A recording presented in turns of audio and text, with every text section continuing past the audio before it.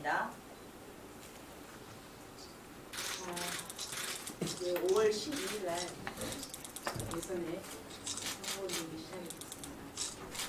이제 반환점을 돌아서 내일부터 새로운 투표가 실시가 됩니다.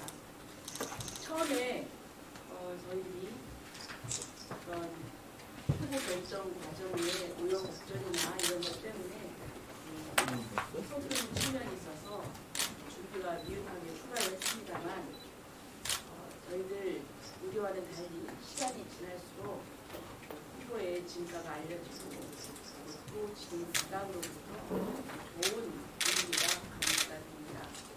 그래서 우리 호남, 특히 전북은 묻지마 투표로 민주당의 아주 열성적인 그런 지지를 보냈지만 이번에는 이 전북의 발전을 위해서 또 대한민국이 제대로 된 법치주의와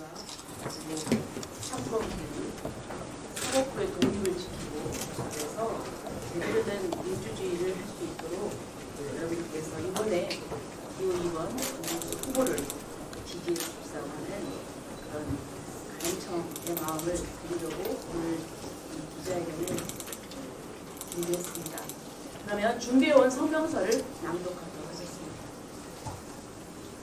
존경하는 전북특별자치도민 여러분, 국민의힘 전북특별자치도당위원장 조혜수입니다. 5월 12일에 시작된 선거운동이 어느덧 반환점을 지나 사전투표를 하루 앞두고 있습니다. 지난 17일간 저는 전북의 시군을 돌며 도민 여러분을 직접 만나 뵙고 지역의 현실과 민심을 가감없이 들을 수 있었습니다. 지역 소멸에 대한 불안, 청년 유출에 대한 걱정, 정체된 지역 경제에 대한 분노, 전북의 미래를 진심으로 걱정하는 도민들의 목소리에서 저는 절박감을 느꼈습니다. 2023년 기준 전북의 1인당 지역 내 총생산 GRDP는 3,600만 원에 그친 반면에 인접한 충청남도는 무려 6,400만 원을 넘었습니다. 이 격차는 단순한 수치 이상의 의미를 갖습니다. 이는 정치의 결과이고 결국 선택의 결과입니다. 민주당은 수십 년간 전북에서 몰표를 받아왔지만 그에 걸맞는 결과를 도민들에게 가져온 적이 없었습니다. 수많은 공약은 공원 구호로 끝났고 그리고 지역 경제는 정체된 채 남겨졌습니다.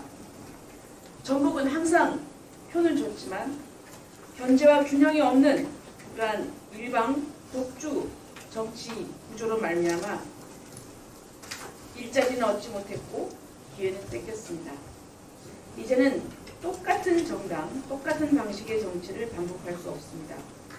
이제는 우리 전북도 묻지마 투표에서 벗어나야 합니다. 정말 우리 지역을 변화시킬 수 있는 실력 있는 인물, 책임질 수 있는 정치인을 선택해야 할 때입니다. 돈을 나눠주는 정치인이 아니라 전북이 스스로 돈을 벌 수 있는 여건을 만드는 정치인이 필요합니다. 그런 정치인은 말이 아닌 실력과 청렴함으로 증명되어야 합니다. 도민 여러분, 국민은 이제 더 이상 말뿐인 정치인을 원하지 않습니다. 청렴성, 또 실행력을 함께 갖춘 지도자, 바로 그런 인물이 김문수 후보입니다. 김문수 후보는 경기도 평택, 수원, 판교, 파주 등에서 대기업 유치와 지역 개발을 성공시킨 정치인입니다. 광교, 동탄, 신도시는 대장동보다 10배 이상 더 큰 규모지만 김 후보는 단 한 차례 회식이나 부패 후보 없이 이 사업을 성공시켰습니다. 말이 아니라 성과 실적으로 증명한 정치인, 그 사람이 바로 김문수입니다. 반면 민주당 이재명 후보는 대장동, 백현동 개발 등에서 수많은 비리 의혹에 휘말려 있으며 아직까지도 관련 재판이 진행 중입니다. 그럼에도 불구하고 이 후보는 허위사실 공표죄 행위조항 삭제, 대법관수 증원, 대법원장 탄핵 추진 등 사법부를 압박하고 자신을 위한 방탄 입법을 시도하고 있습니다. 이는 사법정의의 근간을 흔드는 시도이자 우리 사회의 공정과 정의를 무너뜨리는 행위입니다. 민주당이 정권을 잡으면 삼권 분립의 원칙은 무너지고 입법, 행정, 사법이 모두 범죄인 이재명을 보호하는 수단으로 전락할 것입니다. 모든 권력은 국민으로부터 나옵니다. 이 권력은 국민을 위해서 쓰여야지 결코 이재명 한 사람의 방탄을 위해 쓰여서는 안 됩니다. 이런 후보에게 나라의 운명을, 전북의 미래를 맡길 수는 없습니다. 김문수 후보는 늘 사회적 약자의 목소리에 귀 기울여 왔습니다.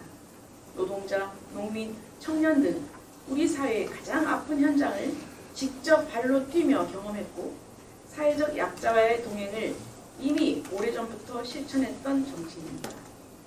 이번 사전투표, 전북을 위해서 일할 수 있는 사람, 전북을 잘 살 수 있게 만든 사람, 서민의 고단함을 아는 김문수 후보에게 투표해 주십시오. 우리 국민의 힘이 김문수 후보와 함께 전북의 새로운 미래를 책임지겠습니다. 전북에 의한, 전북을 위한 김문수 후보에게 여러분의 소중한 한 표를 부탁드립니다. 감사합니다. 2025년 5월 28일 국민의힘 전북특별자치도당 위원장 조배수 그리고 저희와 함께하는 사람들이 같이 했습니다. 네, 감사합니다. 혹시 질문 있으면 질문 받겠습니다. 윤석열 정부 3년 동안에 전북 공약 실천율은 얼마나 돼요? 전북 공약 실천율이요? 저희가 이행률 수치로 따져보진 않았습니다. 어떤 걸 이행인가요? 새만금과 관련해서 저희들이 우선 문재인 대통령 5년 동안에는 1조 정도가 1조 몇천억 정도가 투자 유치가 됐습니다. 그런데 윤석열 대통령 1년 동안 거의 10조 유치가 됐습니다. 그리고 새만금에 대해서 새로 입주하는 업체들과 간담회를 열고 그분들의 그 애로사항과 그것을 청취하고 이 기업 활동이 원활하게 할 수 있도록 여러 가지 그런 구상을 했습니다. 그리고 이제 아쉽지만은 모든 것이 그 공약 이행률이라고 하는 것이 사실 전체 5년 기간을 동안 이게 장기적으로 되는 것이기 때문에 이게 중단돼서 이 부분을 정확하게 계수로 나타내기는 어렵지만 그러나 엄청난 노력을 했다는 그런 말씀. 전북 공약이 뭐였어요? 네? 한년간의 전북 공약이 뭐였어요? 새만금을 자유경제 하나였나요? 아니죠. 그리고 또 네. 그렇죠. 여러 가지가 있었죠. 어떤 게 있어요? 국가식품 플러스 2단계.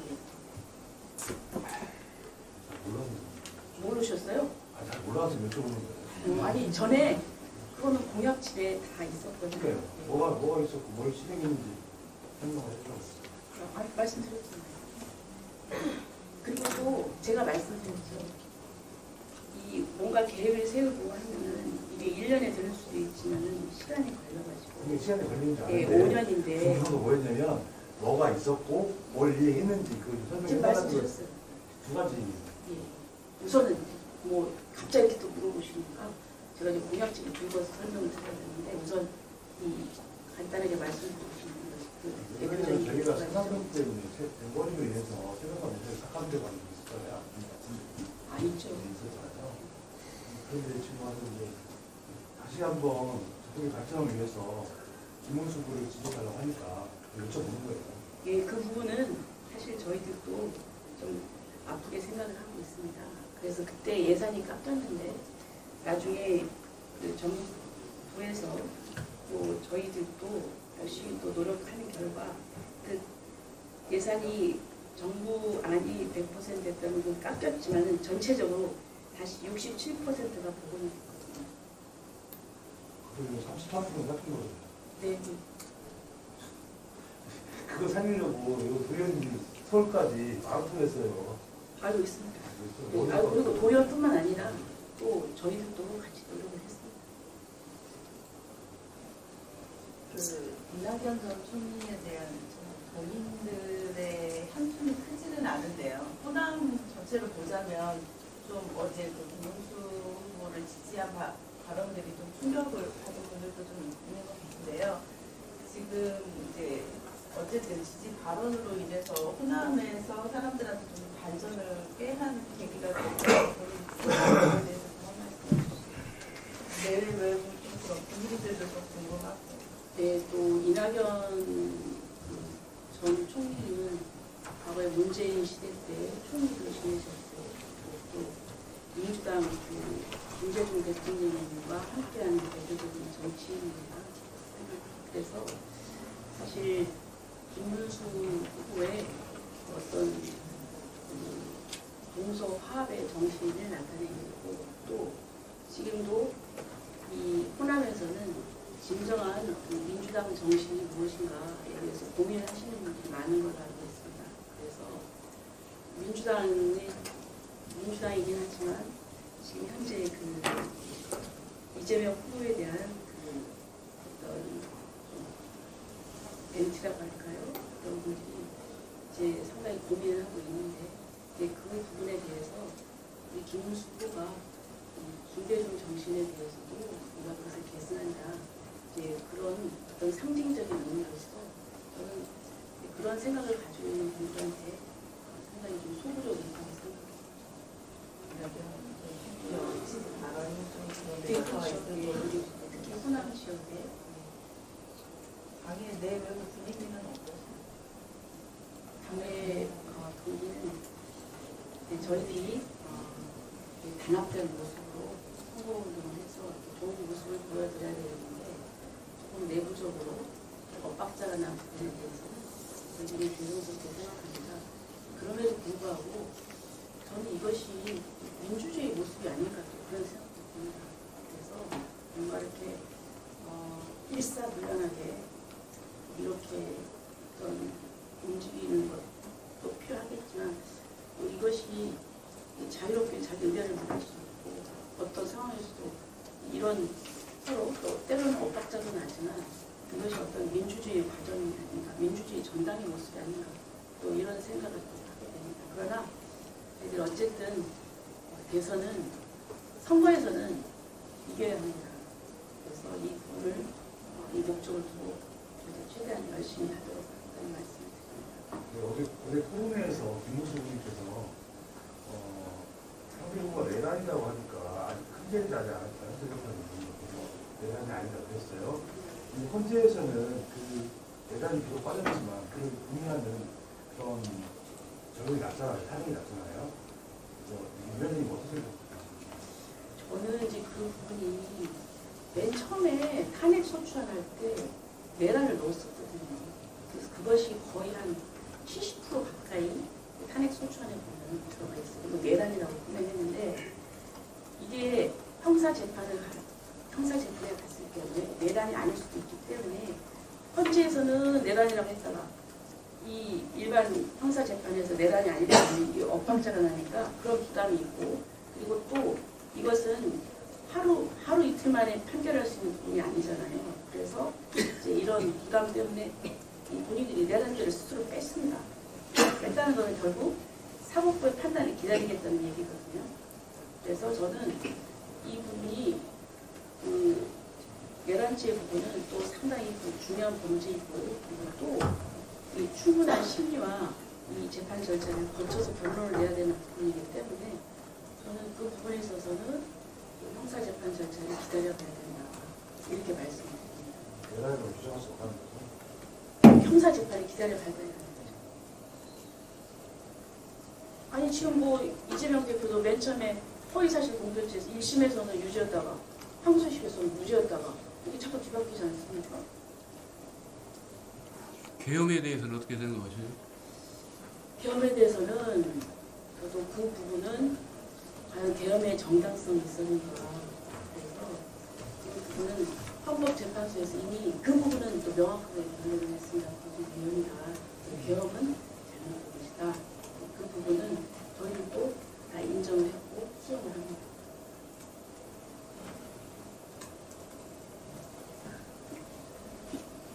최근에 국회 기자회견에서 부정선거 의혹에 대해서 말씀하신 것 같은데 미국이 사실이라고 생각을 하시는 건지 궁금하고 내일 사전투표를 내일부터 시작이 되는데 사전투표 때문에 위원장님께서 참여조사 계획이십니까?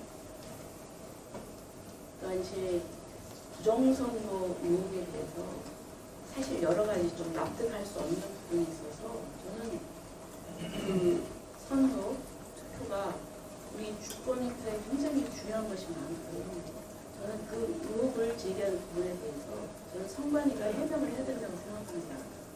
그래서 이런 의혹을 제기하지 않고 바로 그냥 음모론이라고 치부하는 그것도 저는 문제라고 생각을 하거든요.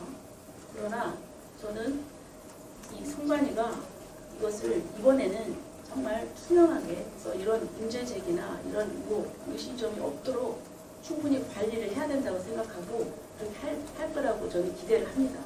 그래서 저는 사전투표에 대해서 많은 분들이 우려를 하세요. 하지만 이 부분에 대해서 저는 선관위가 다시 한번 국민들이 이렇게 의혹을 제기를 하니까 정말 이번에는 의혹이 제기되지 않도록 좀 공정하게 관리를 해줄 것을 촉구하고 기대를 하고 또 저도 사전 선거하는 데 있어서 사전 투표를 할 생각입니다.